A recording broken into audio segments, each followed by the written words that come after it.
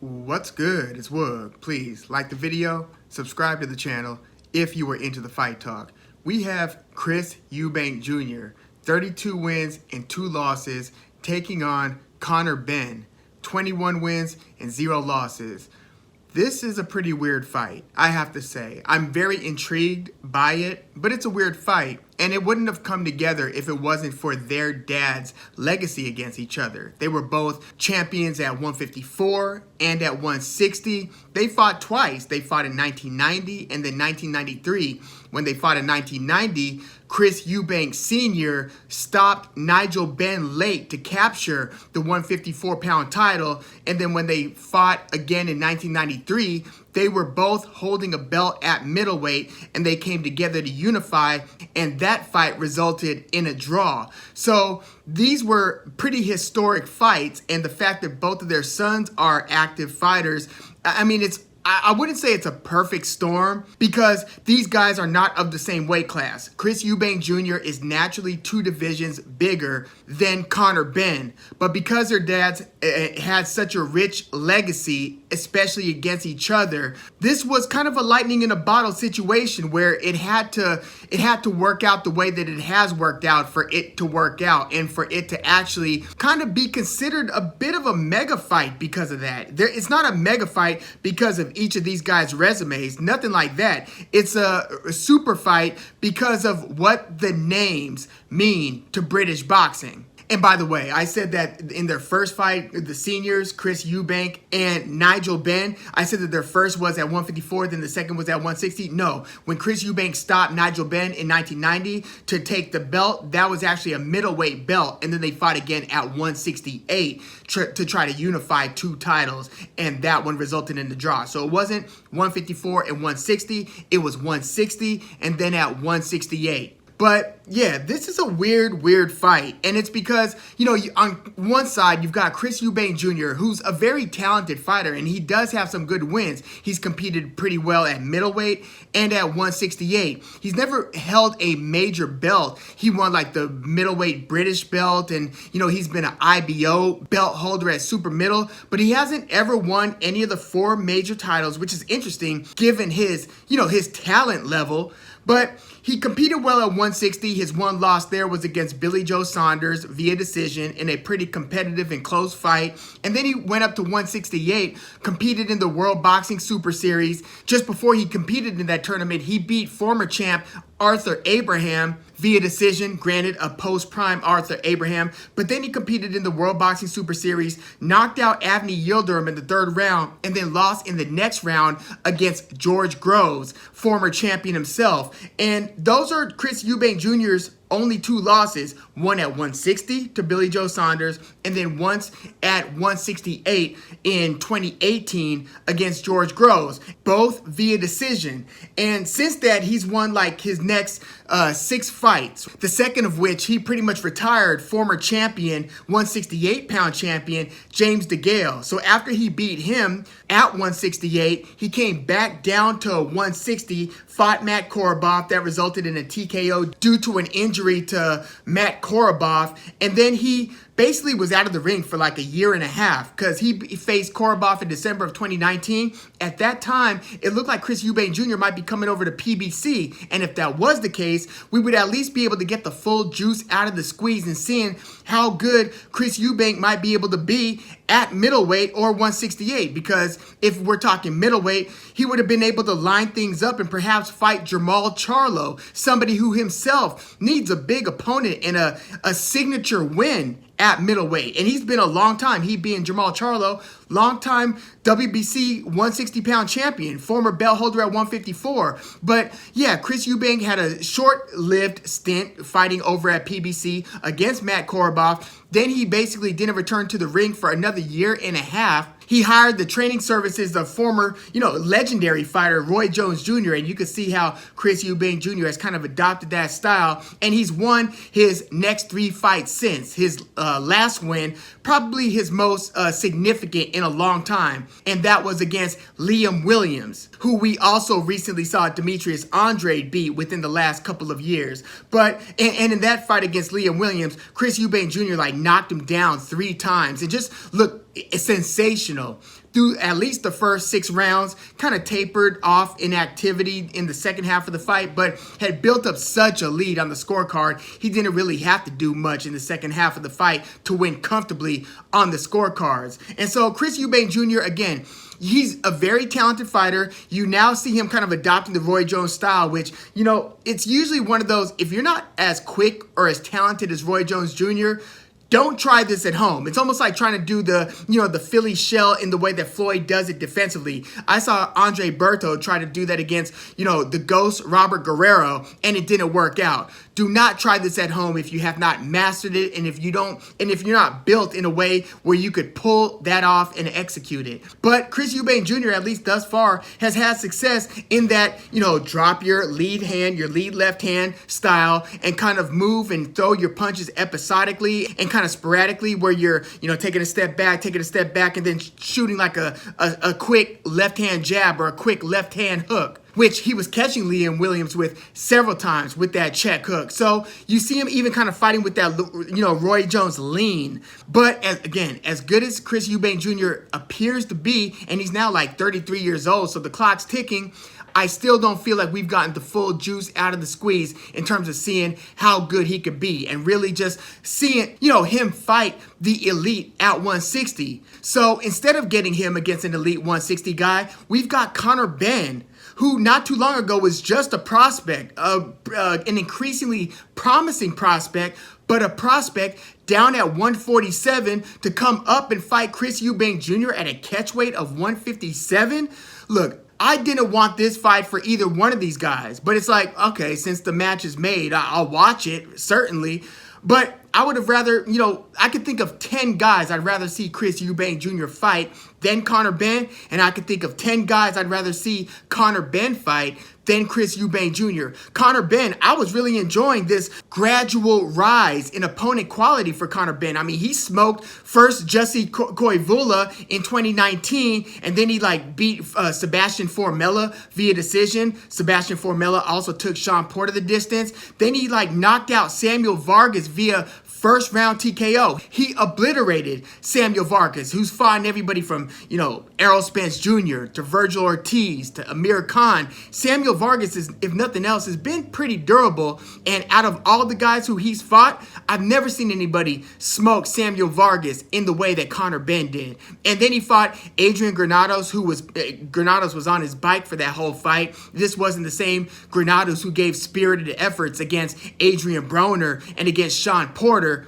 And so Conor Benn pretty much cruised to a very uneventful decision there. But then he fights Chris Algieri, knocks him out cold in the 4th round. Chris Algieri, at his best, beat a surging Ruslan Provodnikov, kind of sweet science outbox Provodnikov. Chris Algieri, yes, he's post-prime, but yes, he keeps himself in very good shape, and he is a student of the game. Does great commentary on DAZN for some of their fights as well. But Conor Benn, no problem. Not only did he knock Chris Algieri out cold, but he was outboxing him before the knockout, where you could see his improved footwork, his improved feinting before throwing the jab, changing levels. He just looked like the complete package against Chris Algieri. I didn't expect that fight to be that lopsided. So, and then he beat Chris Van Heerden, who, got beat by a young Errol Spence back in the day a few years ago. But he knocked Chris Van Heerden out in the 2nd round. Made it look like Chris Van Heerden didn't even belong in the ring with him.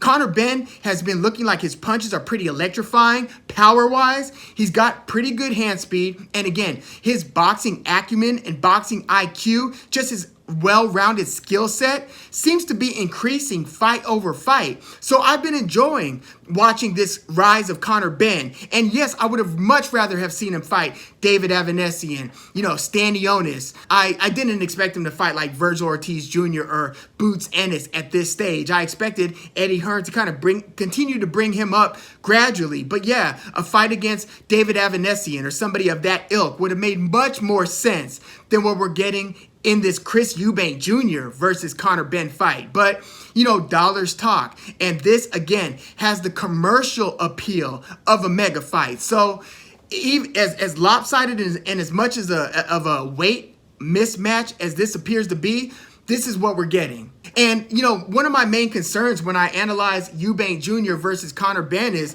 I just hope this doesn't derail Conor Benn's trajectory. First of all, if he's fighting at this catchweight, can we ever rely him to get back down to 147 and just to pretty much pick up where he left off on his, on his upward trajectory at welterweight?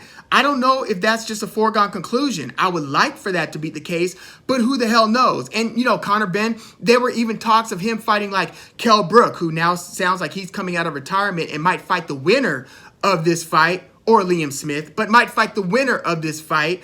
But, I would have rather seen Conor Benn fight in a post-prime, but still pretty good, Keith Thurman. But again, Chris Eubank Jr. versus Conor Benn is what we're getting. I hope it doesn't derail Conor Benn's progress as a fighter. And with Chris Eubank Jr., I could see him taking the cash out fight, if you will.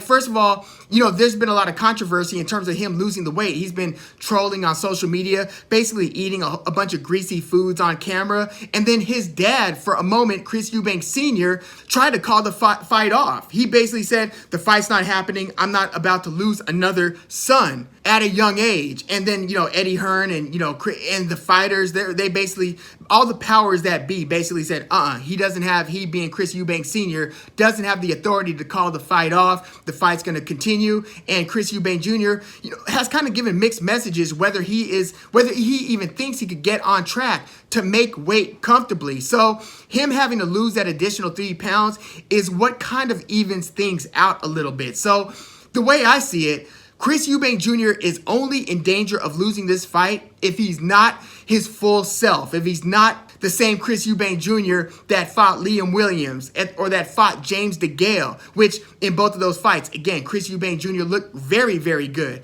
Granted, James DeGale, that was at 168, and then against Liam Williams, that was the full 160. So if he is compromised because of the weight drain, yes, we might get a competitive fight, or we might just get a dangerously unhealthy Chris Eubank Jr. entering the ring. And that was his dad's concern. But let's just assume that he's at least 85, 90% his true self.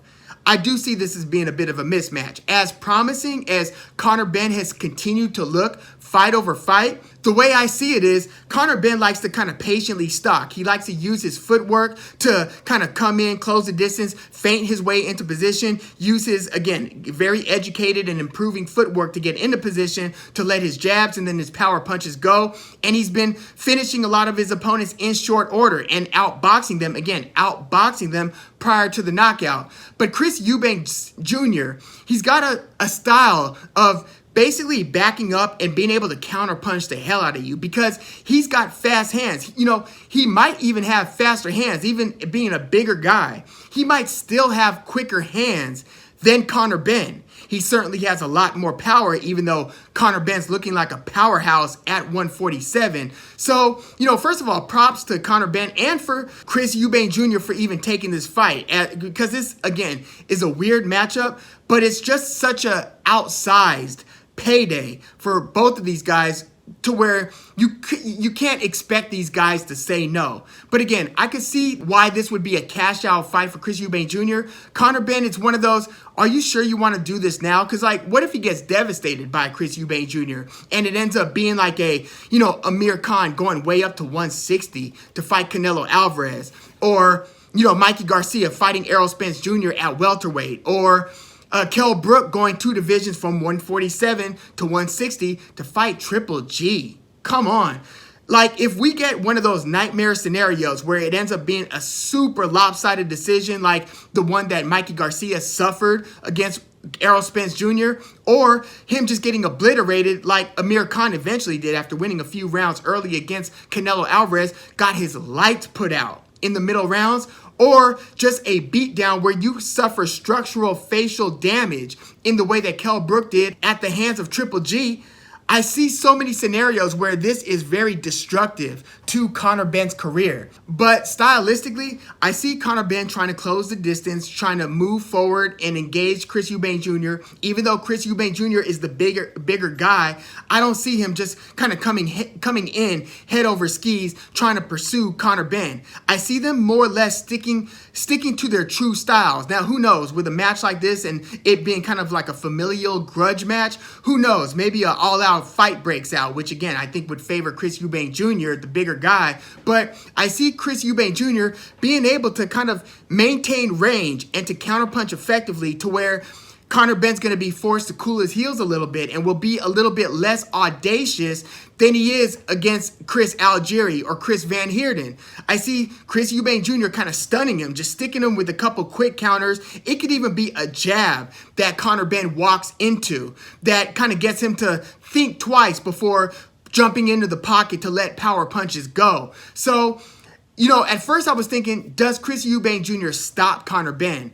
But then I'm thinking, well, I've seen enough instances where Chris Eubank Jr.'s activity level tapers off, even against clearly outmatched opponents like Marcus Morrison in May of 2021, where Chris Eubank Jr. was just like outclassing him, putting a beating on him early. But then it started to just look like a lopsided, cruise to a decision win type of win for Chris Eubank Jr. And the same thing with Liam Williams. Again, several knockdowns in the early rounds, ended up fighting like more or less uneventful style in the second half of the fight against Liam Williams. But I think that after he kind of makes his point against the smaller Conor Benn, again, assuming that he's near peak performance levels, I think that Conor Benn is going to again, look less aggressive and less willing to just jump in after intelligently setting up power punches behind, again, the angles, the jabs, and the footwork. The feet are going to be worth a watch in itself because they have very different styles. Again, Chris Eubank Jr. does that Roy Jones lean, dropping his lead hand and just kind of stepping and moving somewhat laterally and just kind of gauging distance and then looking for the opportunity to crack with a nice counter. Conor Benn, again, he's got happier feet. His feet are moving a little bit more in a, kind of an Alexander Usyk way. Not as busy as his feet, but he's constantly trying to keep his lead foot in position, and he's moving in a way where he's at an angle to be able to either touch you with the jab or to take one more step and throw an effective power punch. And keep in mind, he's trying to feint you out of position as well. But you know what? Chris Eubank Jr. does a decent amount of feinting himself. So again, I think that when this plays out, Chris Eubank Jr. is going to more or less make his point, whether it's by kind of putting Conor Benn on his butt early, catching him with a counter coming in, or just something that kind of asserts himself as the bigger, more authoritative fighter that is going to get Conor Benn to fight slightly more passively. As much pride as these guys, I'm sure, have, I think that we're going to get a little bit more of a cooled temperature from the middle to late rounds, to where I think Eubank is still going to be banking the rounds. Maybe Conor Benn wins a couple high-spirited rounds towards the end of the fight. But instead of Eubank Jr. keeping his foot on the gas and stopping Conor Benn, because Eubank Jr. can get aggressive. And I mean, I've also seen him just put absolute beatings on guys. Look at what he did to James DeGale. And yes, that one went the distance, but James DeGale, again, was a former longtime champion at 168. So I think that he's going to beat up Conor Benn to a pretty significant degree, but I don't think he's going to keep his foot on the gas over the course of 12 rounds where he ensures getting the stoppage. I think he's going to win, somewhat lopsided scorecards, maybe like 118 to 111, something like that, where, maybe Chris Eubank Jr. wins about 8 or 9, maybe even 10 rounds, maybe scores a knockdown somewhere in there as well. But I don't think he's going to get the stoppage. And again, I just hope that these guys, after they handle business here, I hope they both go on their merry way, go back to their respective divisions, and are able to secure fights against elite fighters and fight the fights that matter. I hope, especially for Conor Benn, because Chris Eubank Jr., 33 years old, it's been kind of frustrating watching his career after that win versus James DeGale, seeing him being unable to secure meaningful fights that could further his legacy. Conor Benn, much, much, much younger. We're talking 33-year-old against what, like a 26-year-old in Conor Benn? No, 25-year-old in Conor Benn. So if he wants to keep on pursuing boxing, there's still plenty of time. Again, I just wonder if after securing a payday like this and whatever he experiences in the ring against this clearly bigger fighter, I just wonder if he's going to get right back on the bike, continue where he left off, and try to establish himself as an elite welterweight. Only time will tell. But yeah, let me know what you think of Chris Eubank Jr. versus Conor Benn. I'm taking Chris Eubank Jr. via clear decision. Please let me know what you think in the comments, and let me know where you would like to see these guys go after this fight. Like, who do you want to see Eubank fight? Who do you want to see Conor Benn fight? Please let me know your thoughts. Like the video, subscribe to the channel if you are into the fight talk. I'm Woog. Thanks for tuning in.